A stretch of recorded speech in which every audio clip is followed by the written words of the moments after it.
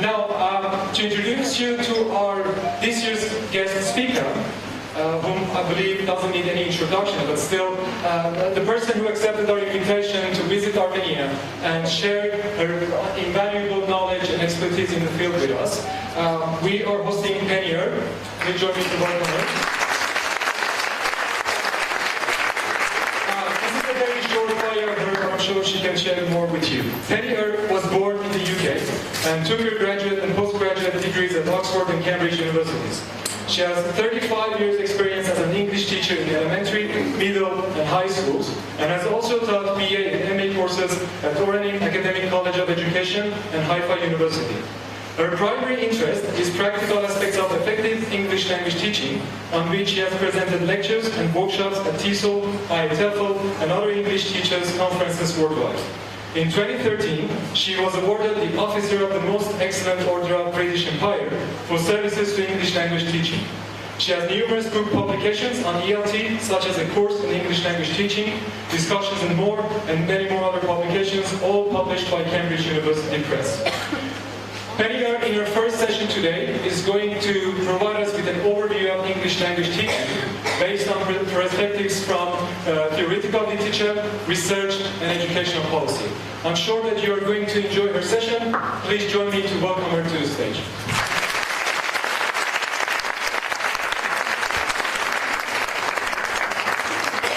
Can you hear me? Yeah. It's working? Okay.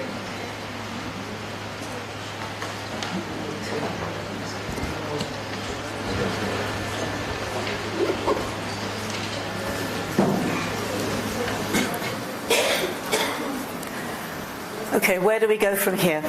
As Ada said, I've been looking at this question, where are we with regard to English teaching methodology, from a theoretical perspective and taking into account the research and reading and everything, but mainly from the point of view of the teacher in the classroom, because most of my background, as you heard, is from teaching, mainly in the school system, but also done in private and in university settings.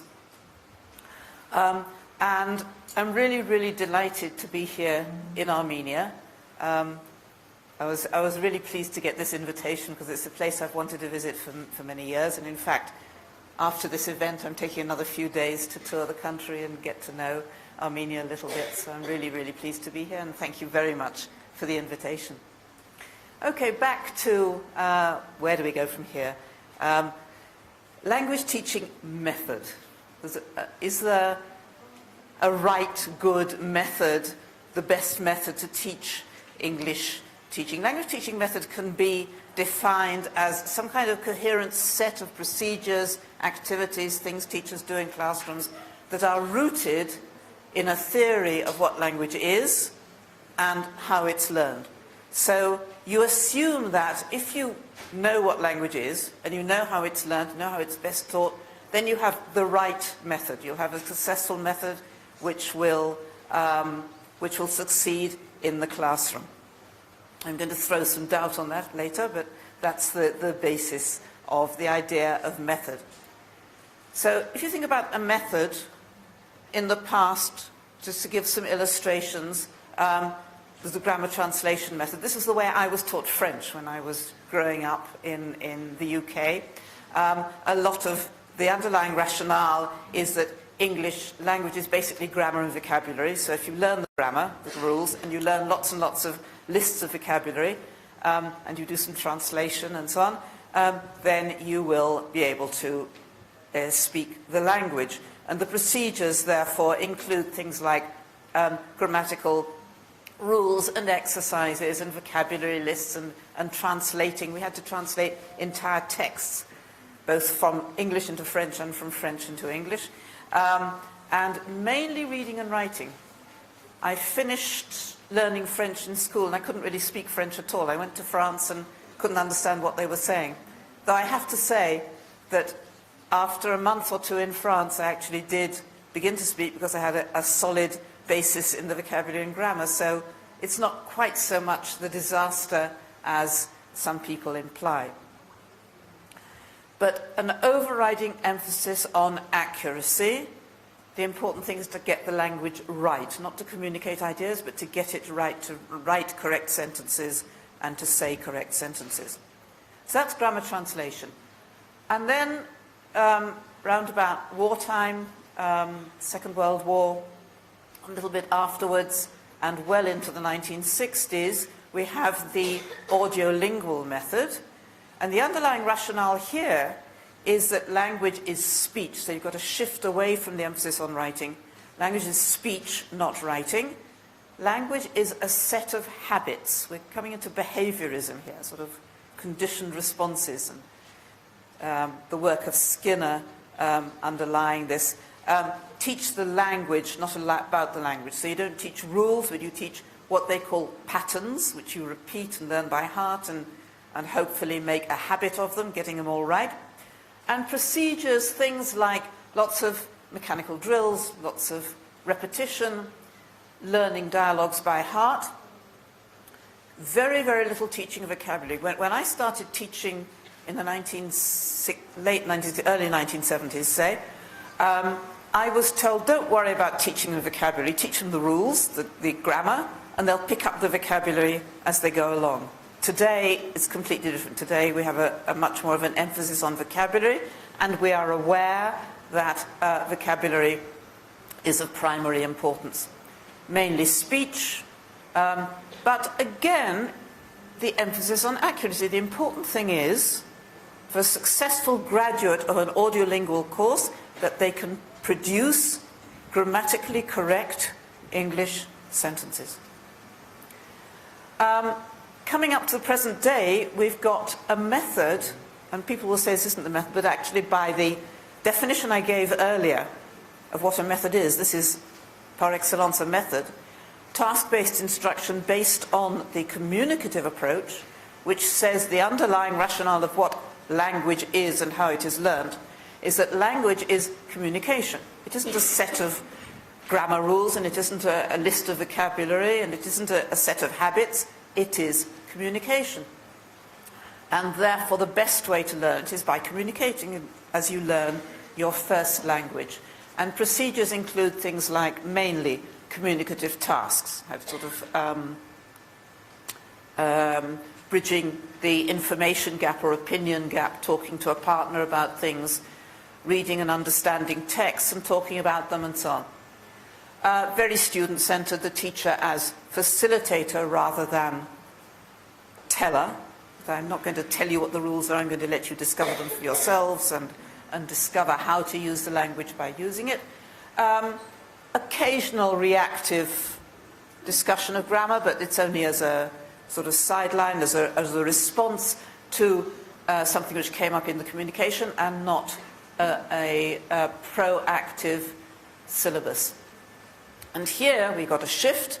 Instead of the emphasis on accuracy, the emphasis on fluency. Never mind if they make a mistake, the important thing is that they get their ideas across. Now, quite how far this is actually happening in classrooms, I'm going to ask you in a minute. I forgot to say at the beginning of my talk that, as you heard, I come from Israel. In Israel, audiences interrupt you all the time. And I actually like this, because then I know if I'm getting something wrong or something hasn't been understood, I immediately get a response. So please may I invite you, if you have something to say in response to anything I say, please raise your hands and say it. Don't wait till the end, because you'll probably have forgotten what you wanted to say by then. Okay? So I'm happy to be interrupted rather than waiting for the questions at the end. In fact, all of these, grammar translation, audiolingualism, task-based instruction, they're all theoretical models. They rarely actually ever existed in their pure form anywhere. Certainly not today. But they are useful in providing some kind of overview. They give us a general impression of the kind of policy, the kinds of things that teachers were encouraged to do at particular times. So when I was learning French, as I said, the teachers were told, you don't need to speak French in the classroom, just tell your students about French words and rules and so on. And today people are encouraged to speak English as much as possible in the classroom and communicate. So it gives an overview of the kind of trend, but in no case that I'm aware of were any of these methods actually in their pure form actually performed. Very often a new method was developed as a reaction against the one before. So you got audiolingualism as a strong reaction against the emphasis on reading and writing, and a shift to speaking, a move away from the intellectualism of learning and applying rules and into rather less intellectual habit forming and repetition and mimicry. The problem with reactions against is you get the baby and bathwater syndrome. In other words, you get people throwing the baby out with the bathwater, saying, okay, this is associated with a bad, what we see now as a bad method.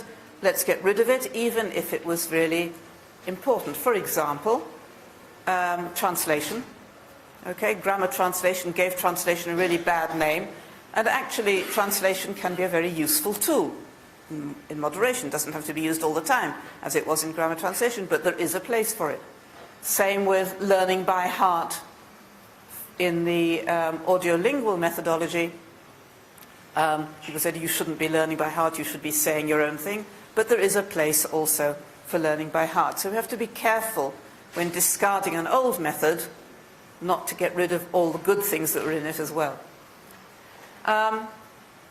It's common to talk about a post-method era. People are saying these days, there are people saying in the 1990s, early 2000s, method is passé. We're talking about post-method, rather like postmodernism. And you get a whole lot of articles, people, theorists saying, you shouldn't have a method, you should have something else. They don't say right what it is, but not method. Approach, okay.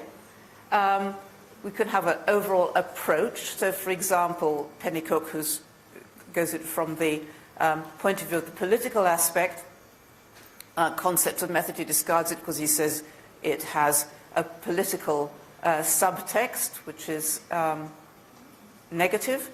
Prabhu, in 1990, wrote an extremely interesting article, which I recommend. Incidentally, I'm going to show you, of course, provide you with all the references here. I will also make sure that this entire presentation is passed on to the British Council so they can put it on their website and you can download and look at it if you need to. So you don't need to take photos of screens or anything. And Comorado Velo, the post-method condition, is perhaps the most well-known of the supporters of the post-method condition. We're into post-method. But more interestingly than all these theoreticians, there is actually some research that method is not the critical variable in successful teaching. This is an article I came across some years ago I attended a talk at TESOL given by Mark Clark. And he told the story of a piece of research done in Denver, Colorado, on 3 teachers who were not actually teaching English as a second or foreign language. They were teaching literacy in the 1st grade of school, okay, elementary school. And they isolated 3 teachers who were being outstandingly successful. And they were all teaching disadvantaged children, children who were underprivileged for one reason or another.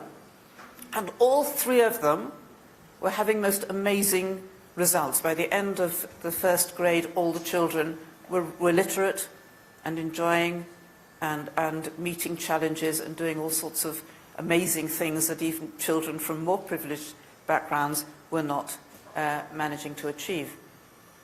And they looked at these 3 teachers and asked themselves why they were so successful. And the interesting thing from our point of view is that these 3 teachers were teaching in 3 completely different methods. One of them was teaching in a very traditional way, learn these 10 words, you'll have a dictation tomorrow. Okay? The second one was teaching by the project method, go out into the neighborhood, find out things, come back, we'll will write it up and draw pictures and make exhibits and do a project. And the third was teaching through a method which is now not used very much, but at that time was very popular, called whole language, which involved reading a lot of stories, a print-rich environment, a lot of reading and writing of texts. And all three of these teachers were producing children who were literate and good students. And the conclusion which the researchers came to was that it was not the method which was the critical component here. What was important was things like a lot of time on task, enthusiasm of the teacher, attention to individuals, things like that. But the method was not the critical variable, which is very thought-provoking, because, okay, we know, I mean, each one of us has things which they think work better, work worse, and which fit us. But it's not necessarily true that in the abstract there is a method which is the best one, at least as shown by this piece of research. But it is still, to this day, widely assumed that there is a best method. You can't get rid of it. You can't get round it. In spite of all the people writing and saying there's no method anymore, we're in the post-method era, methods don't exist, forget it. They do exist. And the idea of method is very, very strong in professional discourse. Bell wrote a couple of articles about how teachers see, is the idea of method dead? And he came to the conclusion that it isn't. That teachers actually support it strongly. Waters, also, I'll give you the references later. Thornbury, in a more recent online article. Scott was here, wasn't he, a couple of years ago? So whatever Scott says makes sense. I mean, I'm one of his fans, and I think that some really interesting stuff he's written here. And here he puts the idea of method into a sensible perspective and says this is why method, in fact, is still alive and kicking. And there's not that much difference between method and post-method. So let's stick with method for the moment. Task-based instruction, which is clearly a method by the definition I gave at the beginning of this talk. It is a repertoire of teaching procedures based on a theoretical construct of what language is and how it is taught. It is a method. And it continues to be promoted in the literature, in conferences, worldwide. And the question is why? If method is dead, then why are people promoting a method? Some possible reasons: the assumption that teachers need to be told how to teach, they can't decide on their own. I'll talk about this a bit later. Political power issues, leaving the authority in the universities and ministries. The assumption, which I'm going to question in my talk tomorrow, that practice must grow out of theory, research-based theory, and the fact that if you have a clear method which you are a proponent of, that gives you a very neat and convenient basis for a teacher training program, for the courses you give in teacher preparation. The present situation is that the main recommended method in most countries I've been to is task-based instruction, or the communicative method, a communicative approach rather, widely promoted in the literature, in conferences, and lots of books and articles which have this chunk, task-based instruction or task-based teaching, in them.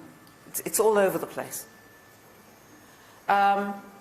And just to remind you what it is, okay, we're encouraging communicative tasks, group and pair work, extensive reading, all this part of communicative methodology, task-based learning, student autonomy, and what it discourages is a grammatical syllabus. You shouldn't have a grammatical syllabus. The teaching of grammar should grow out of whatever communicative work you're doing. Grammar and vocabulary exercises, use of L1, certainly, no. learning by heart. No, no, you should be saying your own thing. And my question, and teacher-dominated classroom process, the students should be in charge here. And what I want to know, my experience talking to teachers in different countries is that, as has become clear here, there's a good deal of conflict and confusion. Some authorities are saying, yes, we should be teaching by communicative methodologies. Some are saying, ministries are saying, as you said, that keep to grammar translation. The teachers on the whole, if you ask them, and I'll say this in a slide which is coming up in a moment, on the whole, teachers will say, I teach eclectically. What's eclectically? I teach... the problem with a pure task-based instruction is that it's likely to be ineffective in most contexts. I mean, Swan makes a very, very strong case, theoretical case, but also he has a lot of background in practical teaching as well, so it's also practical. But he argues that task-based instruction won't work. I think it was you who said that the problem with task-based instruction is that it's very much rooted in ESL, in other words, English as a second language in an environment where English is spoken outside the classroom. When English is not spoken outside the classroom, you have a problem, and it may not work so well. There's quite a lot of research on the Asian context, so coming to China now, Japan, Korea, Taiwan, places like that. Where it appears that teachers, it doesn't work very well. The students don't like it, the parents don't like it, and they tend to revert back to more traditional methods. It remains true that most materials, if you think about the textbooks you're teaching from, I would like to bet that most of those materials have a lot of grammar exercises, and they teach the rules.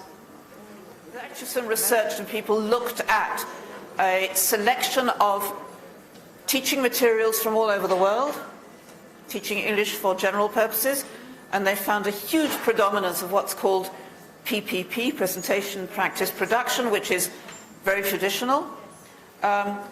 Most of the materials are like this because if the materials are not like this, they won't get sold. They need to sell their materials, and on the whole, the market goes for the more traditional PPP-based materials. So, coming up with this problem then, yes, some people like it, some people don't like it. The teacher trainers are saying you should be doing it. The teachers aren't actually doing it very much in the field. Theorists come up and say, okay, it doesn't always work, task-based learning. So, let's say task-based learning does not need to be seen as an alternative to more traditional form-focused approaches, can be used alongside them. Does that sound sensible? It does. I agree with Rod Ellis on this, but then task-centered, task-based procedures become only one component. And is this task-based instruction? Is this a methodology? Or is it some kind of blend? And if it's a blend, how do we make sure it's the optimal blend, which is what the rest of my talk is going to look at. Interim summary, then, of the first, I've just given an overview of different methods and how they're used. There's a lot of talk about post-method. This method is alive and kicking. A lot of talk about method based on task-based instruction, but in practice, most teachers and most materials are teaching traditional or eclectic or a blend. A bit of a mess. Which is why I called this talk, Where Do We Go From Here? Okay, where do we go from here? And here I'm going to say where I think we go from here, and I hope it will resonate with what you think where we go from here. I think we need to, and this is going to look a bit daunting, so I'll take it slowly. I think there is an alternative to method, one best method, which I would call a language pedagogy. Language pedagogy that is principled and localized, determined by the teacher, not by the theorists, informed by reflection on experience and other professional knowledge sources. And I'm going to take this slowly and explain it, unpack this, because it's a bit complex. So bear with me, okay? I hope you're, at the beginning of these 3 days, you're still fresh with lots of energy, so I'm going to take advantage of that and do some rather heavy stuff now, but it'll get lighter as it goes on. Okay, a language pedagogy. Pedagogy, not a method, because a method, I said, is a set of procedures based on a certain concept of language and how language is taught. But what I'm talking about, a language pedagogy, is an unlimited number of possible classroom procedures. So I'm not going to outlaw translation, I'm not going to outlaw teaching grammatical structures, I'm not going to outlaw learning by heart and so on. So anything goes, provided that, we'll see in a moment. So an unlimited number of classroom procedures, informed but not determined, and this I'll be going into much more deeply tomorrow in my talk about research-based theories on language acquisition, and most important, based largely on general teaching considerations. That's why I call it a pedagogy, not a method, because method is very largely based on the research on language acquisition. How is language acquired? But most of our work is teaching, and we have a lot in common with teachers of geography and history and science and all the other things, which is not taken into account in all this applied linguistics research. And I think the general teaching considerations are those which in many cases determine why we decide to use one procedure and not another. Not because the research says this is the way children learn, but because this is, according to our pedagogical teaching judgment, this is what works in the classroom with the students we are teaching. So a language pedagogy would take into account aspects that methods tend to ignore. Things like student motivation, classroom management. Do you have discipline problems in Armenia? No. Judging from your response, you do. Some of you do, some of you don't. Possibly in the private institutions, I should imagine less, and the state schools more, yes? Yeah, sure. The only place I've been to where I asked, do you have discipline problems here? And I got an unequivocal answer, no, we don't, was Russia.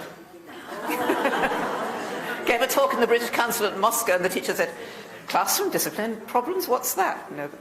Anyway, where I come from and where most teachers are at, classroom management and classroom discipline are an issue, and very often we will choose to use certain methods because they are easier to control and make sure that there is a smooth classroom process, and we will not use another one which produces problems. Okay, and that's a perfectly legitimate, indeed important consideration when we're choosing how to teach. So large and heterogeneous classes where you have all sorts of different levels, I'll be going into that later. Classroom climate is something I need to worry about. Lesson planning is something I need to worry about, which all teachers do, not dealt with in the applied linguistics literature. Homework is something I need to deal with. Upcoming exams, all these are pedagogical considerations which any teacher has to take into account and which will inevitably affect what procedures we decide to use. So that's why I call it a language pedagogy. Principled. I.e. not just do whatever you like, but I think it's important to have teaching principles. My basic principle in my teaching is the achievement of good learning. I define teaching as that which results in learning. A good teacher is one whose students learn. And therefore, I'm going to choose my procedures not according to whether they fit a particular method or not, but according to whether I believe or know or have found that the result is that the students learn well. That has to be my basic motive. Effective language teaching is effective language learning. There are other principles, pedagogical ones, educational, social, particularly those of us teaching in elementary school, in state schools, educational social values, democratic values, creation of classroom climate, student motivation, relationships, and so on. All these are also principles, and they will also affect why I will choose one procedure over another. Language pedagogy that is principled and localized. Many decisions will be based on where I'm teaching, the particular population I'm teaching, maybe if it's children, then their parents, what they're expecting, what the society around is expecting, student population, teachers' own personality, something which is missing in the literature. What about what I want to teach, the way I feel comfortable, the things I am good at? Okay? So my own particular tastes, beliefs, skills in teaching. The goals of the course, whether it's obviously general or specific, English for specific purposes. The local culture, the way the people around see learning and see English even. National syllabus, if there is one. Again, it's a local... Do you have a national syllabus in Armenia? Exams. Okay, local exams is going to make a difference. If they're going to have to take an exam which tests a particular skill, you're going to have to teach that skill because you have a responsibility to help them pass the test. Determined by the teachers. I think this is a really important one. The teacher or group of teachers in a school decide on their pedagogy rather than a university or a ministry, taking into account, of course, research, ministry policy, etc., but the decision has to be the teachers, based on what Prabhu called the teacher's sense of plausibility. What the teacher feels makes sense. This makes sense to me in the situation I'm in. Informed by reflection and experience in other professional sources. The primary source of the teacher's sense of plausibility is probably experience, and other sources, sharing with colleagues, feedback from students, and so on, all the other things which we learn from. But if you ask teachers, and as I will ask you, and I'll ask for a show of hands in my session tomorrow, where does most of your skill come from, most of your expertise come from? Most people tend to say it's from experience, but we'll see when we get there. Does that mean anything goes?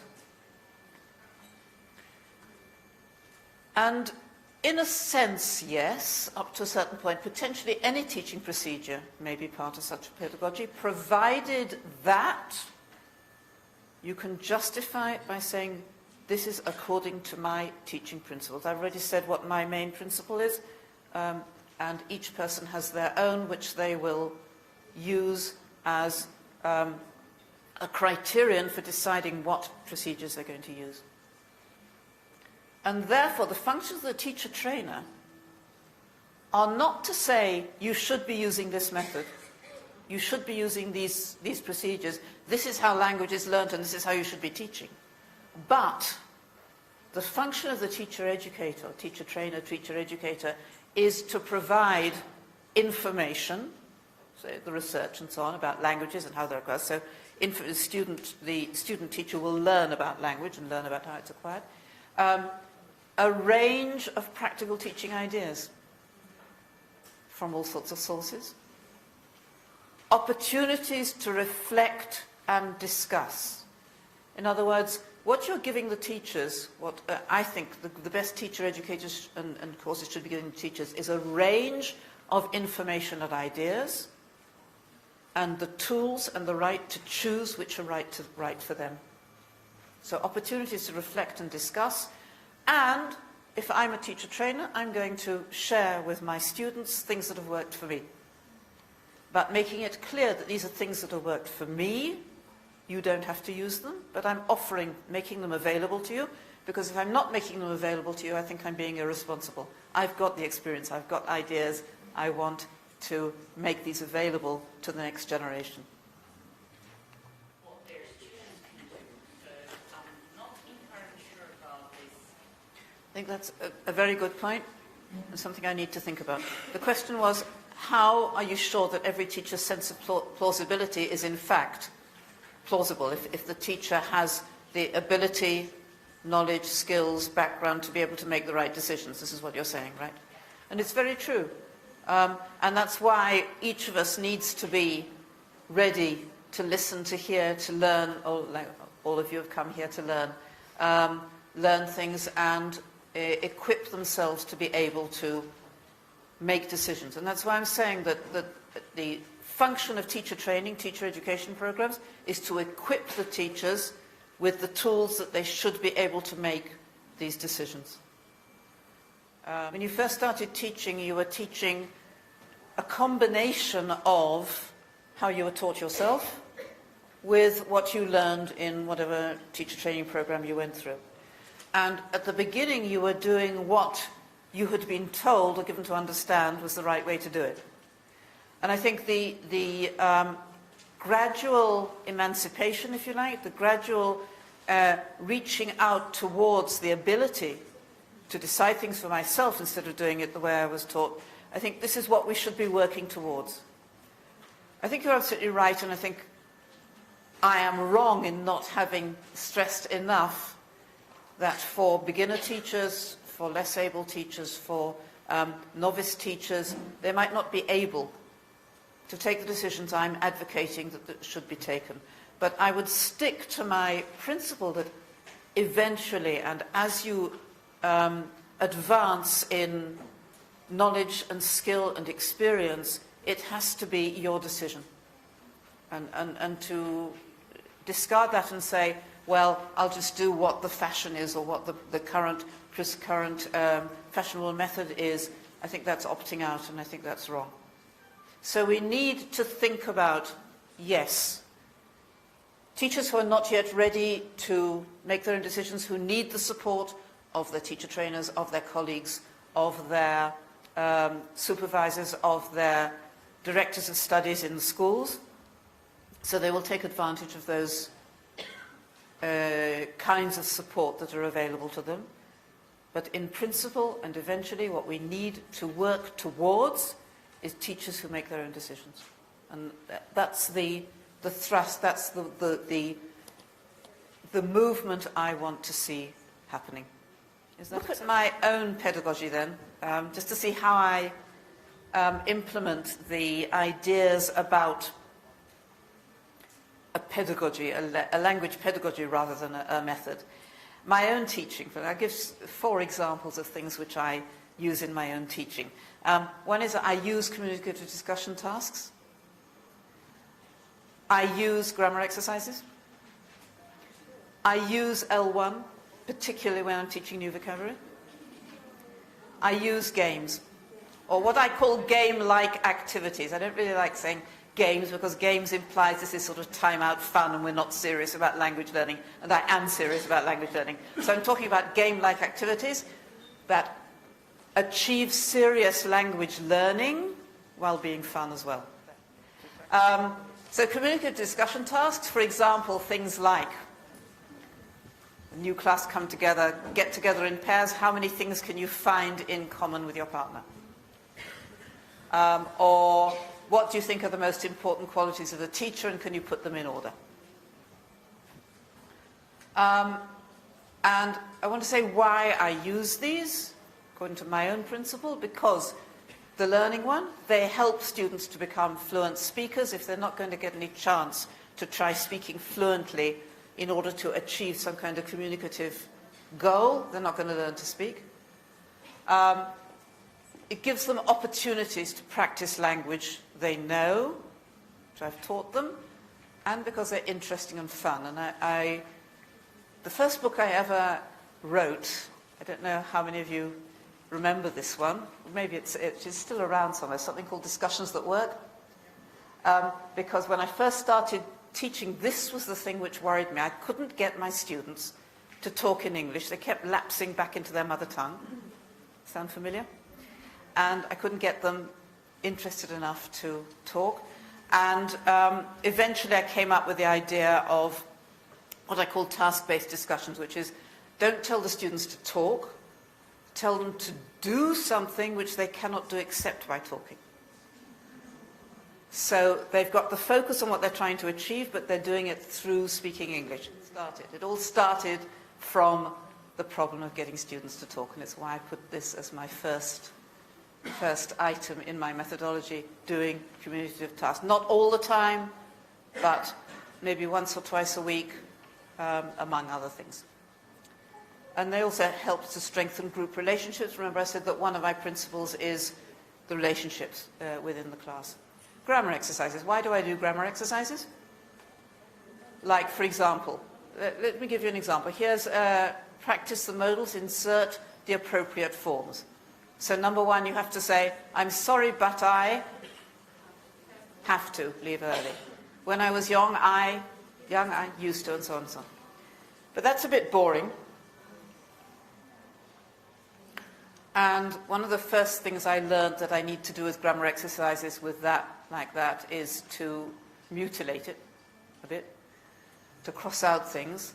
So I crossed out the end of the sentence and was left with this and invited students to finish the sentence using the modal, because I'm not losing sight of the fact that I want them to learn these modals. I want them to use have to and used to and ought to and have to. Semi-modals, to be precise. But I want to give them a little bit of freedom to do it a bit more interesting. So I'm sorry. It's really, really important to give students grammar exercises because they improve. I'm convinced that they do improve grammatical accuracy. I know there are a lot of people who don't agree with me. I think grammar exercises are useful. I think they give students, in the example I just gave now, they give students opportunity to use the grammar to make meanings in different little mini contexts, which are those little sentences. The more meaningful and interesting, the better.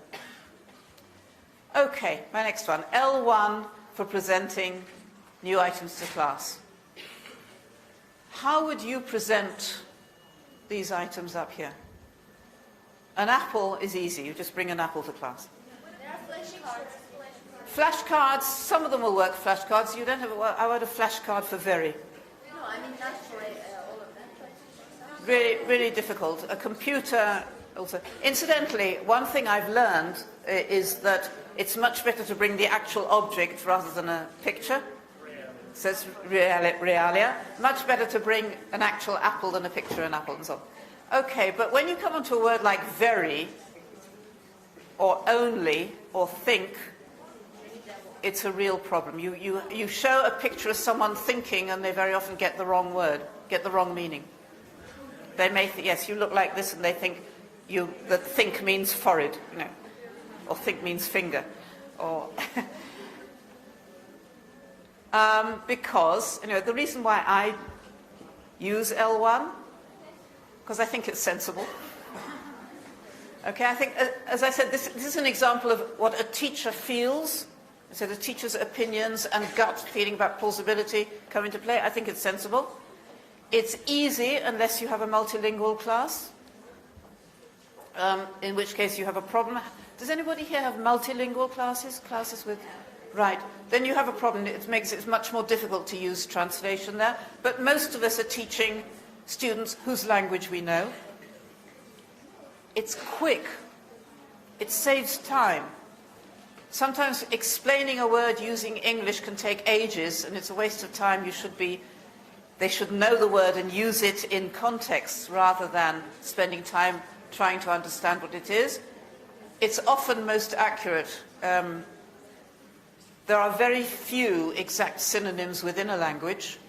There are quite a lot of exact translations between languages, and it's likely to be accurate. And quite importantly, it reflects students' intuitive strategies. When you're learning a new language, you come across a new word, your first instinct is to say, what does this mean in my mother tongue? And there's nothing wrong with that. And it's a very universal characteristic of learning a second language. So I'm getting all sorts of hesitant things here. I should have had one whole session on using L1, but anyway, I'm just telling you where I'm at, and you may or may not agree, and it is your right to disagree. What you feel is right for you, you're going to do, not what I do. I'm just telling you how I implement what I've just been talking about. and saves time for the use of English, use of the item in English context. In other words, taking half a second to say something in the mother tongue saves me time, which I can then use for 5 minutes using English. And a minor point, but I think also important, it acknowledges and respects the student's first language. Okay, and there is some research support for it. Game-like procedures, procedures that are games but lead to learning, for example, guessing games. So practicing, I mean, I'm not telling you anything you don't know. Guessing games for using yes-no questions. Bingo for vocabulary review, because game-like activities are fun and motivating, increase attention, participation, contribute to a positive classroom climate, and this was one reason I brought them in, they prevent discipline problems. I had terrific discipline problems when I first started teaching, and the only way I could prevent them was by keeping the students interested enough so they didn't have time to make problems, and this was one of the things I did. And encourage playful use of language. Playful use of language, there is actually some solid research that this leads to good acquisition. Okay, I'm coming to the end now. To summarize, we can and should learn from wherever. But the bottom line is that eventually it is the teacher's own decision how to teach, based on primarily on the answer to the question, what will get my students to learn English well? Postscript, isn't this what's happening anyway? You know, I prepared this entire lecture and I thought, wait a minute. In a lot of places, this is what's happening. Teachers are, in fact, taking decisions on their own, even though, particularly the experienced ones, even though other people may be telling them to do it differently. And my answer is, to some extent, yes, it is what's happening, but there is an underlying uneasiness because there's a dissonance in many cases, as you described earlier, dissonance between what the authorities are saying, this is the method you should be using, and what's actually happening on the ground level in the classrooms. So my plea is to release teachers from the pressure to use, in this case, the modern task-based language teaching in our classrooms, increase opportunities, like this one, to learn about different current issues, research and thinking, and to sanction and support teachers' right to teach the way we believe is best for our students' learning, wherever we are. Thank you for your time.